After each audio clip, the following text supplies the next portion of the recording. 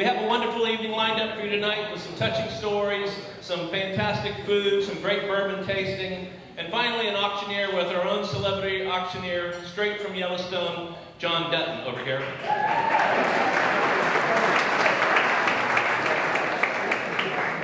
But if you would please stand and join me for our national anthem as we have one of our own residents, Mr. Ernest Tucker, lead us in the national anthem.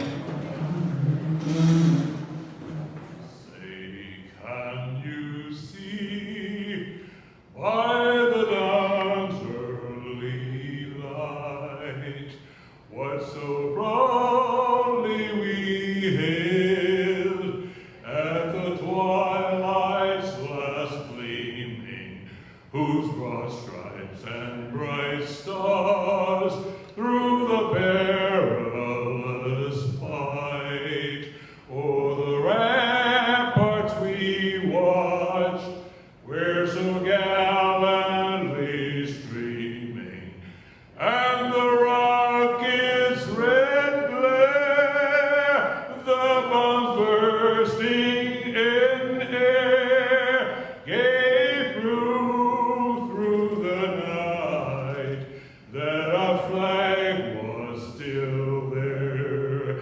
Oh, say does that star-spangled banner yet wave o'er the land of the free and the home of the brave.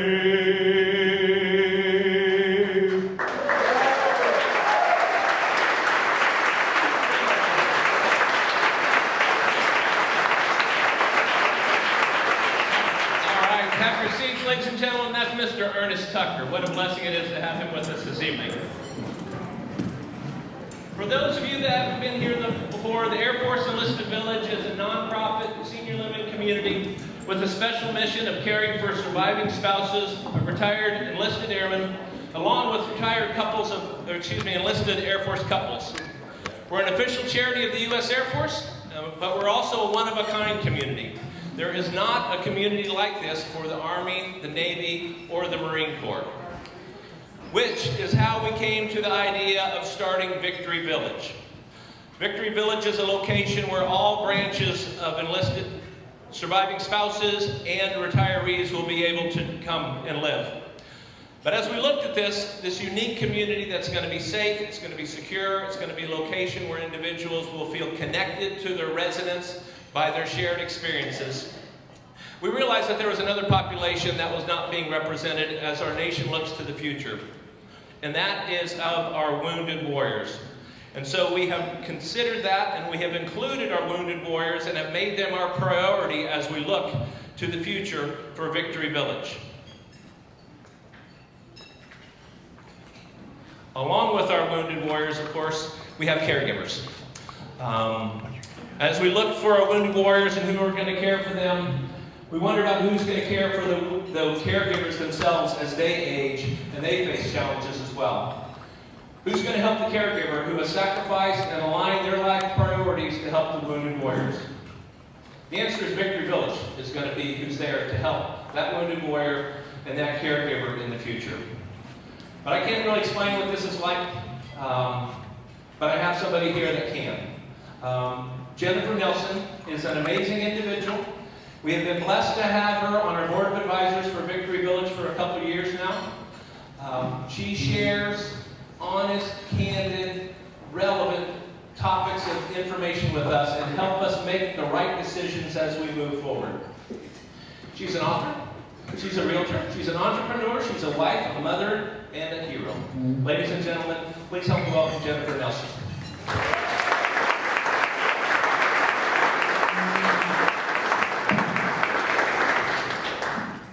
When Brooke asked me to come on with this project and help fundraise and strategize for the future, I met him with an absolute resounding yes. We need it.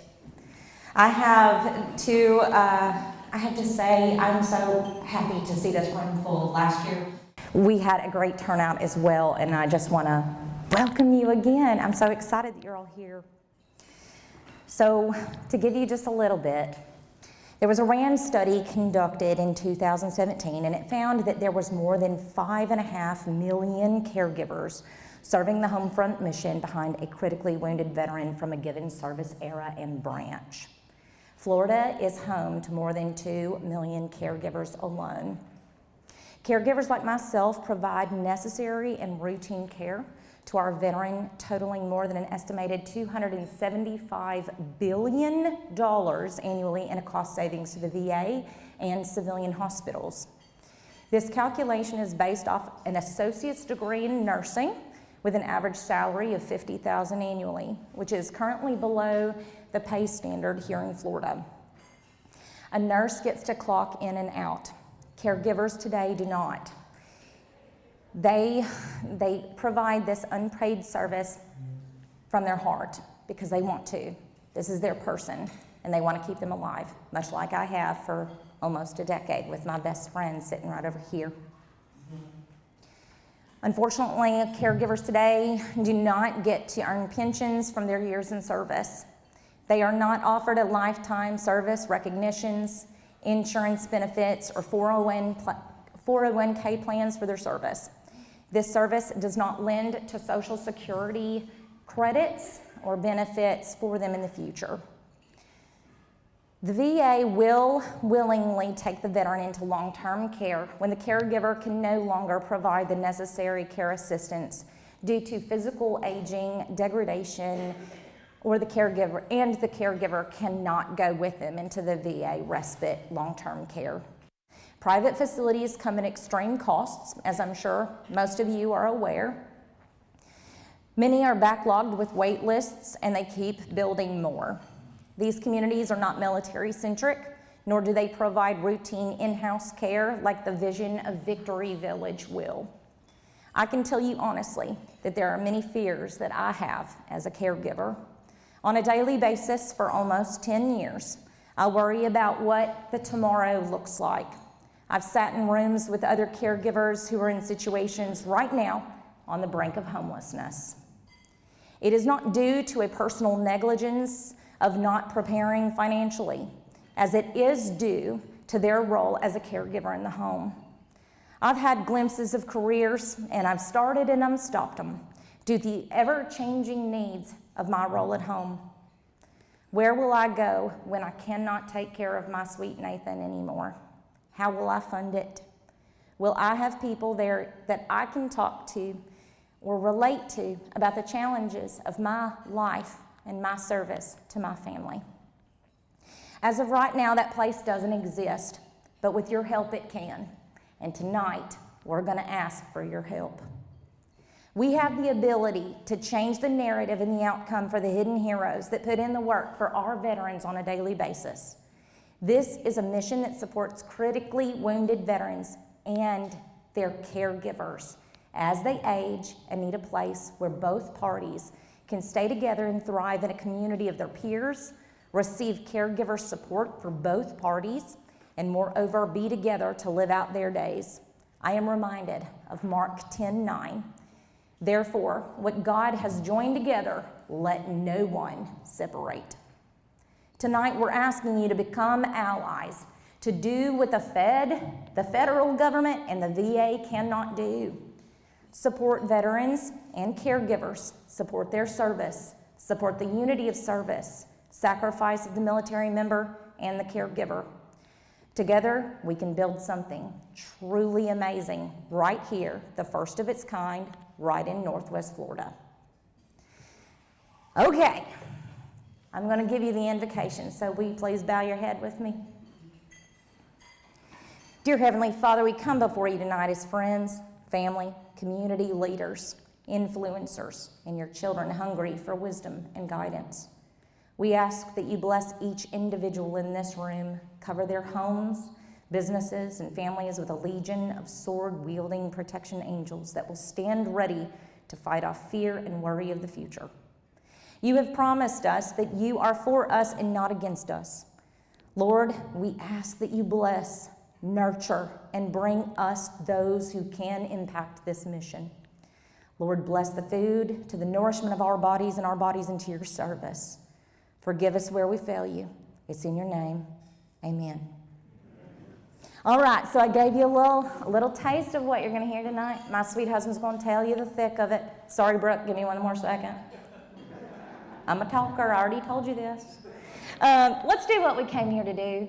Let's drink some good bourbon, have some great fellowship, eat some amazing food. And Brooke, thank you so much for having me tonight. I appreciate you. You're awesome. I love you. I love you more.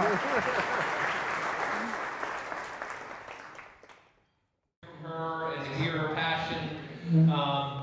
Nate is blessed because he is with Jennifer, and Jennifer is blessed to be with Nate.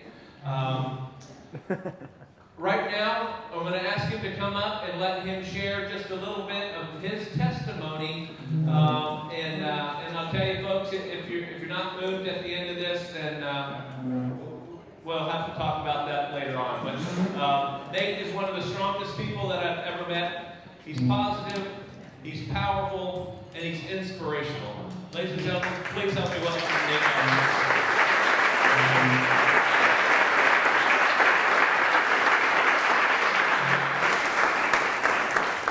I am grateful for the introduction, Brooke. I really appreciate it. It's those are very, very, very kind words. The truth is, I am very blessed to be married to such a fantastic woman that y'all got introduced to earlier. And like she said, she's the talker of the two of us. So I'm going to keep it relatively brief because I'm not used to being the one that does any of the talking. So I'm going to start off by talking about a period of time when I was a teenager.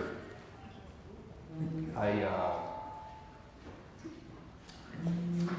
used to go visit this veteran at the Veterans Home in Oxford, Mississippi. My mother was the nurse manager there, and every so often I would go up and visit this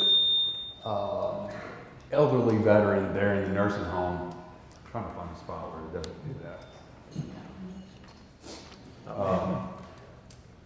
But I would go visit, and my mom would invite me up there. She's like, "Hey, go visit Mr. Howard." It's the happiest, or his favorite place. Let him take you to Shoney's. So I'd go up there, and I'm 16, 17, 18 years old at the time, and I really didn't understand, what it was that I was doing. But my mom asked me to do it, so I was happy to go over there, and I'd go and drive and pick him up, and he'd get really excited. He'd come get out in the car with me, and everybody hear me all right? So he'd come get out in the car with me, and we'd go to Shoney's, and we'd get the buffet or whatever. And his favorite thing to tell the waitresses, "Well, we're gonna have 2 buffets, and one of them's the senior buffet. I'll let you figure out which one of us." And so I'd always ask him questions about his life, his service, and things he'd been up to, where he's from, and he didn't like to speak a whole lot about it. He'd answer the questions, but he kind of cut it short. He really wanted to find out about what it was I was doing, what my dreams were, and imagine what my future held. I went to college right after that, and Mr. Howard passed away about 3 years after that time, and for me it was something that I always reflected on, and my mom kind of helped me reflect on the fact that he lived out the rest of his life really cognitively with it.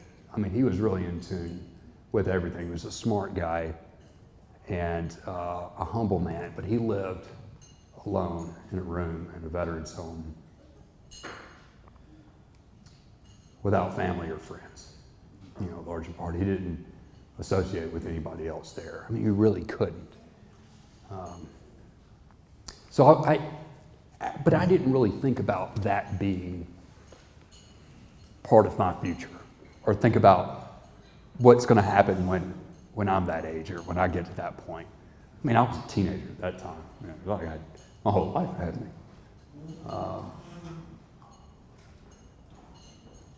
And I still didn't, you know. I joined the Air Force a few years later, got married in my mid-20s, commissioned, went back through intel school. By the time I was 30 years old, I mean, stuff was going really well for me. My wife and I had been married a little over 4 years at that point. We just bought our first house in Tacoma, Washington. I'm stationed at the 22nd Special Tactics Squadron at Joint Base Lewis McChord. I'm a young lieutenant, right? I'm at the bottom of a really great upwardly mobile career. We got 2 cars in the driveway. I'm in the best shape of my life. You know, I'm 6'1", 200 pounds. I'm working out 5 days a week with the Special Tactics operators. You know, I'm feeling incredible, invincible. We just found out that spring that we were pregnant with our first child, you know, and the squadron was gearing up to go on another deployment, which I was excited about. You know, I was loving the mission. I was loving what I was doing. I couldn't wait. I was supposed to be back before the birth of our first child. I was going to be there for the birth, and the commander said he was going to send me back a little bit early so I could be there to support Jen. So it was almost like, you know, this deployment was so short, it almost felt like a bit of a distraction to like the really scary and unknown part of first-time parenthood, right? Because that was something that I didn't know that I could do. So September of 2013 rolls along, and I'm down at a 7th Group Forward Operating Base, supporting their ISR, Intelligence, Surveillance, and Reconnaissance. These are the aircraft and the assets that we have that conduct intelligence collection on enemy forces and help either before a mission goes or in real time keep the guys safe or find and fix the enemy. So that was my role. I was going down there to bolster up their ISR support. I was there at this base like a week, and even though this small little base hadn't been attacked in 2 years, on the 23rd of September, it took a single round of indirect fire from a 107 millimeter rocket that came fired from a couple of miles away from enemy forces. And I was in a little transient building, a little, you know, a hut built out of 1/2-inch plywood that it was kind of built up on stilts and sitting on gravel, and it was full of cots. I mean, there was nothing to it. But I was in that building. Fortunately, I was the only one in there when the rocket came in and broke through the wall about 3 feet over my head. The blast sent shrapnel through my back. The blast broke my T1 and T2 vertebrae. I didn't realize it at the time. The thing that I was most concerned about was my lungs that were collapsed. I was struggling to breathe. It was all very, very shallow. The team, fortunately, they just rushed into the burning building. And they knew something had happened, and they did what they were trained to do. They came in and laid me down, quickly assessed my injuries. The 18 Delta jumped on me real quick and you know, went through his checklist of everything. And they put chest tubes on each side of me, and that was, you know, one of the first things that I really remember, that first positive road to recovery is, hey, now I can breathe again. You know, I took that first big gulp of air and felt so much better. I didn't feel panicked after that. But I knew it was really bad when they rolled me over and the 18 Delta said a lot of expletives in addition to, we're gonna need more chest seals. I don't have near enough. I was pooling a lot of blood. I was losing a lot of blood really, really quickly through all the shrapnel damage in my back. There were some heroic men on that team. Our combat controller that I was there supporting simultaneously dispatched a pair of AH-64s to the point of origin and killed the 2 guys that fired the rocket, clearing the way for the medevac helicopter to come in and safely land and take me to a higher level of care. This was the first time deploying senior airman. I mean, he did it fantastic. He had been deployed for all of 2 months in his life. The last thing I remember was being loaded up, carried on the litter to that helicopter, and telling the medic that my feet didn't really feel right. I couldn't tell. I can't move them the same way they feel heavy. He said, "Don't worry, bro. We got you. We got you. They're going to take care of you." And so I woke up 2 weeks later at Walter Reed in Bethesda, Maryland. And I was breathing out of my neck with a trach on a ventilator, the cervical collar on. And I opened my eyes, and my wife is standing right beside me, full hair and makeup done, like she would always do, welcoming me home from deployment. She had her beautiful blue dress stretched around her 6-month pregnant belly.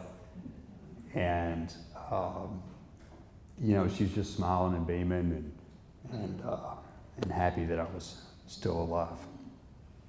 We had a neurologist that came in a short while later, and she sat down with my wife and I. And she said, "Lieutenant Nelson, I need to talk to just you and your wife. I need to lay down some hard truth for you. I need you to pay attention. You're paralyzed from the chest down. You're never going to walk again. Your wife's going to have to help you with everything in your life. She's going to have to feed you, clothe you, bathe you, help you go to the bathroom. You're never going to work again. You're never going to have more children. The faster you come to terms with this, the better off you're going to be." And man, I was devastated. I didn't know what the future held at that point, but I wasn't thinking that. On one hand, I was thinking, you're just telling me that, I'm going to be a burden for the rest of my life and completely dependent on somebody else. Do I even live that way? My wife, on the other hand, was furious. She said to this doctor, "How dare you come in and squash any hope this man has of recovery?" She told her to get out. She was really rude. Said it twice, actually. Yeah, she did. She was being very protective of me, which is, for those of you who know, my wife is par for the course. But we left Walter Reed shortly thereafter and went to do rehab in Tampa. And things really did get better from there. I spent the next year suffering from debilitating low blood pressure. I could barely sit out of bed without feeling faint, like I was going to pass out. I lost 70 pounds in the next 2 months right after my injury. I went from 200 pounds down to about 125 pounds. I developed pressure sores all over my body, many of which the doctors took my wife aside several times and told me that this one's probably going to kill her. It's not going to get any better. And, so we had to live in that state for years. Fortunately, though, by the grace of God and my drive to really be with my family, I started slowly getting better. 3 months after I was initially injured, my daughter was born. I had just gotten my cervical collar off, trach out of my neck, and I'm holding this 7.5-pound little baby in my hand. My hands are all disabled and non-functioning. I'm trying to keep a positive mental attitude as best as I can, but it's hard sometimes with that much uncertainty.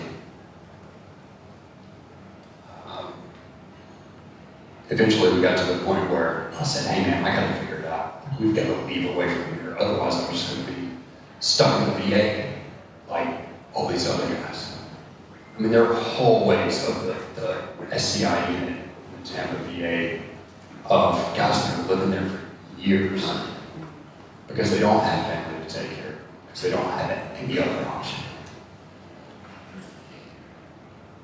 I didn't want to be that. I knew there had to be something else. There had to be some other recovery beyond where I was. So we moved over to Northwest Florida.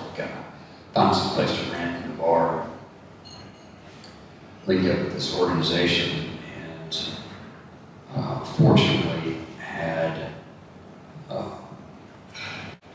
builder come in and just create, I would really say craft, a home that facilitates my independence in ways that nothing else really could. And I was really grateful for Randy Wise to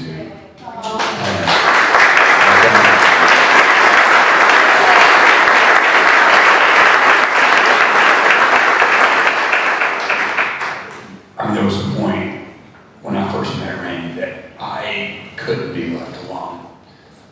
I'm at a place right now, and functionally in that house, my wife has left for a week at a time, gone off and done these incredible things in D.C. with the Elizabeth Dole Foundation, supporting others and giving back.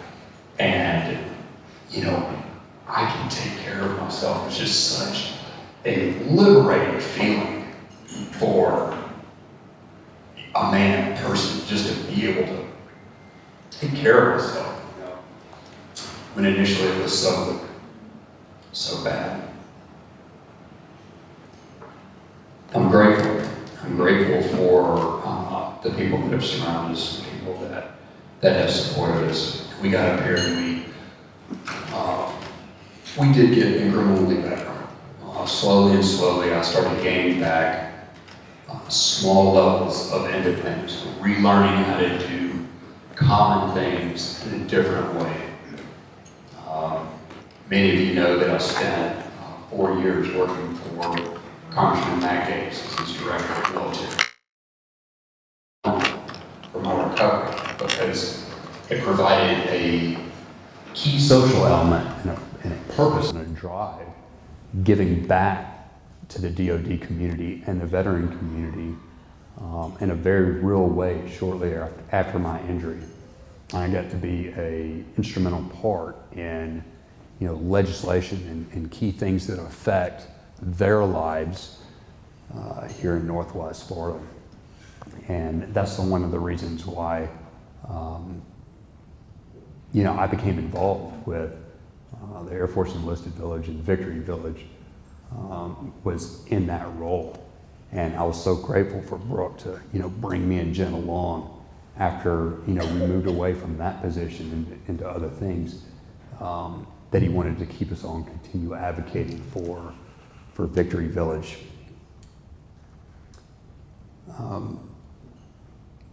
One of the great things that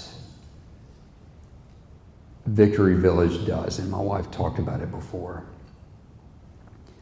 is there are these guys in the VA that are isolated. And whether they're mostly functionally able-bodied or whether they suffer from a spinal cord injury like me, they're isolated. And unfortunately, it does not improve their health situation very well. They get isolated from their families and they get isolated from their spouse. It was, in addition to my faith in Christ and knowing that I had a purpose and that God has a purpose and a plan for my suffering and what my family and I went through. It was the love of my family that drove me out of that stuck place in the VA, drove me to figure it out, even though I was really uncertain about it, even though I had no clue how I was going to live out in the community in the situation I was in the condition I was in, as weak as I was, as injured as I was. I knew I had to figure it out one way or another. So the fact that Victory Village looks ahead at wounded warriors like myself, which I'm 4 weeks away from my 40th birthday, right? I still got a really young mentality, right? Like, in my mind, I feel like, oh man, I've got an eternity ahead of me. I got tons of stuff happening. But then, on the other hand, every morning I wake up, my daughter is taller and taller and taller. And I'm like, oh man, time's slipping by. I only got a minute. I gotta hurry. I realize how quickly it gets to that point, right? When I was 16, 17, 18 years old, looking at this 80-year-old guy, I thought, man, that is an eternity away. Man, that was yesterday. And I realized that 80 happens tomorrow, you know?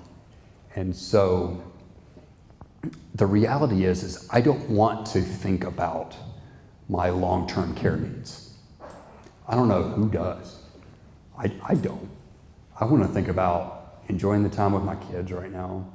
I want to stay in a youthful mindset, thinking about, you know, what's the next adventure I'm going to do? What's the next thing I'm going to accomplish? What's, you know, my next goal or achievement, or is the next person I'm going to connect with? I don't want to live in fear that something's going to happen. But that's the reality, is that something can happen, because something did happen to me. And God forbid, something can happen to Jen. And we may be in a situation where, you know, we're both completely dependent on, you know, external care just to survive. There have been so many times where I've had monumental leaps forward in my own independence. But every now and again, over the course of the 9.5 years since my injury, I've fallen all the way back for a very short period of time. Whether it's a surgery that I have on my hand, or 4 years ago I had my hip replacement. Every so often, a couple of times a year, I'll get an infection, I get a kidney infection or something, and I'll go down hard. And I'll get back to that state where I'm 100% dependent on my wife for everything. And it reminds me, I think it's a good thing because it keeps me humble, but it reminds me how close I am to where I was before, and how grateful I am for every ounce and every day of independence that I get. The great thing about Victory Village is not only are they thinking about the wounded warriors' needs now, but what those needs are going to look like well into the future. Not only for the veteran, but for, my wife hates the word caregiver. She hates it. She said over and over, I am your wife. I am not your caregiver. I'm going to take care of you just because I'm your wife, right? But for whatever term we use, the spouse, having consideration for them and their needs and what they're going to be going through, even if they've been the strong one their whole life, keeping that couple together is absolutely the best thing for the veteran and their spouse that you can possibly do. I've seen it over and over, and unfortunately lived right alongside a lot of those guys that didn't really seem like they had a lot to live for. And I don't want anybody to have to be in that situation. So I want to thank you all for coming out tonight. I mean, we've got a great incentive here with this delicious brown corn liquor, right? You know, we've enjoyed that, but you know, coming out and supporting this fantastic cause and and hearing this story and really understanding that, in this area that has one of the highest concentrations of veterans per capita nationwide. I'm just a guy up here on stage, but there's a tremendous amount of them out there that you never see. And you don't often see them, in the shopping malls or the Publix or whatever else. A lot of times somebody else is going for them. So it's not so obvious, wheeling around. But there's a tremendous need out there, and that need is going to grow. Not all of us were confined to a wheelchair at 30 years old. Some of those guys jumped out of airplanes hundreds of times in their career, and they're not going to know it right now. Maybe they get an inkling right now, but man, they hit 63 years old, 66 years old, and that back starts doing something it's never done before, and they realize, man, I can't move the same way that I used to. I can't work like I used to. Man, I can't pick things up. I can't take care of myself the same way I used to. And it's going to happen in greater and greater and greater and greater numbers as time progresses. So like my wife said, the time to construct this is not 30 years from now when I need it. Time to construct it is now, because there's a whole lot of people ahead of me that are going to need it way before I do, that they don't even realize it yet. So thank you all again for sitting for me and letting me share my story. Thanks, brother.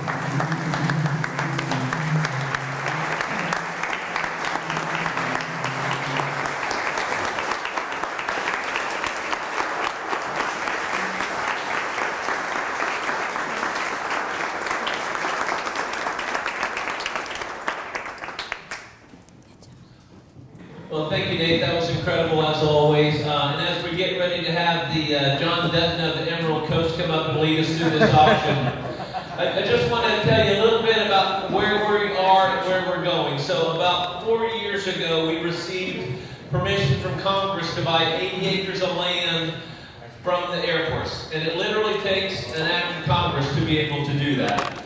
And it only happens maybe once in a generation. The last time it happened was when Bob Hope was associated with this organization, and they bought the land to be able to build Bob Hope Village.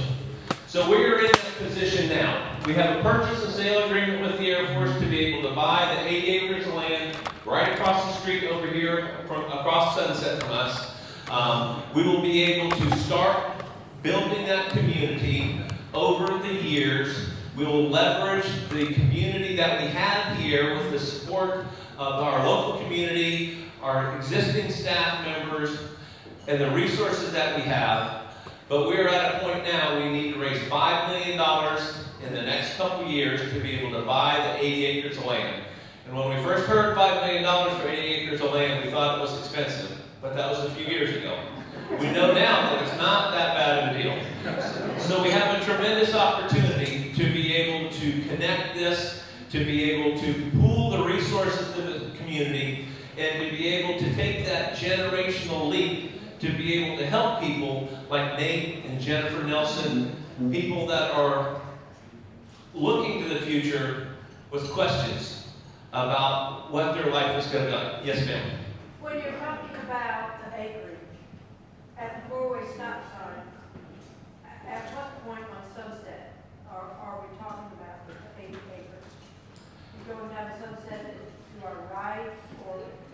So it goes down, the end point is basically across the street from the gate where Bob Hope Village is, along that, and then it goes up towards the north off Paquito Road, and it's a big rectangle in that space. So it's literally right across the street from us. All right, so Tony Hughes. I called him a few weeks ago. I said, Tony, I'd love to have you come out and be the auctioneer. And he was laughing so hard, I couldn't really understand what he said, but it's something to the effect that I don't know how to do an auction, I've never done one before. But I could tell that his heart was in it, and I know this is going to be a great time. We've got some fantastic items up here. We're going to be able to go through these. They're in your program, and I'm going to turn it over to Tony Hughes and let him walk us through an amazing auction. Good evening. My name is John Dutton. I want to thank Brooke and the team for bringing me and my family down here from Montana. It's a nice room, not quite as big as the dining room back at the ranch, but it's not too bad. I want to introduce you to my family I brought down here with me. You've already met them. My daughter Jennifer.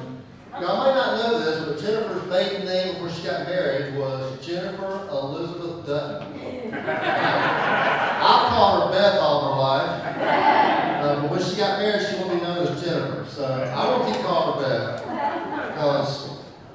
but that's just what she's going to help me tonight with the auction. Basically, if it looks like y'all don't have your money out like you need to, because let's face it, that's what we're here for tonight. Is to raise money for Victory Village. Yeah, you've had some nice food, you've had some good booze. I gotta hurry until the buzz wears off of the booze, so you can lose some of those pocketbooks. But if it's not looking too good, I'm not gonna say she's gonna go Beth Dutton on you, but I'm not saying she's gonna go Beth Dutton on you. All right? Now her husband, Nathan, probably don't know this, but in high school, his nickname was Rip. And so I've called him Rip. Ever since I've known him, beautiful family, got some great grandkids to them. Rip, you hadn't been in town very long, but had you found the route to the train station yet? Okay, now, if anybody thinks they gotta leave because, oh man, I gotta get home to get to bed, Rip's gonna give you a free ride to the train station. And you can go home, you can get home from there, don't worry about it. Alright, so, now,